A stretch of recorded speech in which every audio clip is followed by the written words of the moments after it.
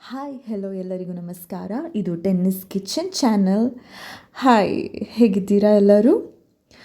ಇವತ್ತಿನ ರೆಸಿಪಿ ಗೋರೆಕಾಯಿ ಪಲ್ಯ ಮಾಡುವ ವಿಧಾನ.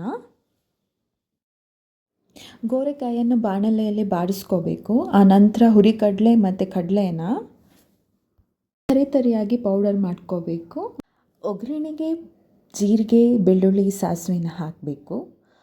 ಅರ್ಧ ಬೇಯಿಸಿಟ್ಟಿರೋ ಗೋರೆಕಾಯಿನ ಬಾಣಲೆಯಲ್ಲಿ ಹಾಕಬೇಕು. 5 ನಿಮಿಷ ಬೇಯಿಸಿ ಉಪ್ಪು, ರುಬ್ಬಿಟ್ಟಿರೋ ಕಡಲೆ ಬೀಜ ಪೌಡರ್ನ ಮಿಕ್ಸ್ ಮಾಡಬೇಕು. ನಂತರ ಅರಿಶಿಣ, 1 ಚಮಚ ಖಾರದ ಪುಡಿ, ನಂತರ 1 ಸ್ಪೂನ್ ಎಳ್ಳು ಪೌಡರ್ ಹಾಕಿ ಮಿಕ್ಸ್ ಮಾಡಬೇಕು. ನಂತರ 2 ಗ್ಲಾಸ್ ನೀರು ಹಾಕಿ ಚೆನ್ನಾಗಿ ಬೇಯಿಸಿಬಿಟ್ಟು ಅದಕ್ಕೆ ಸ್ವಲ್ಪ ಕೊತ್ತಂಬರಿ ಸೊಪ್ಪು ಹಾಕಿ ಅದನ್ನು ಒಂದು 2 ಮಿನಿಟ್ಸ್ ಬೇಯಿಸಿಬಿಟ್ಟು ಕ್ಲೋಸ್ ಮಾಡಬೇಕು. ಆನಂತರ ಸರ್ವ್ ಮಾಡಿ. ಗೋರೆಕಾಯಿ ಪಲ್ಯ ರೆಡಿಯಾಗಿದೆ ತಿನ್ನೋಕ್ಕೆ. ಈ ರೆಸಿಪಿ ಇಷ್ಟ ಆದರೆ ಫಾಲೋ ಮಾಡೋದನ್ನು, ಲೈಕ್ ಮಾಡೋದನ್ನು ಮರಿಬೇಡಿ. ನೆಕ್ಸ್ಟ್ ಹೊಸ ರೆಸಿಪಿಯೊಂದಿಗೆ ಸಿಗೋಣ. ಬಾಯ್.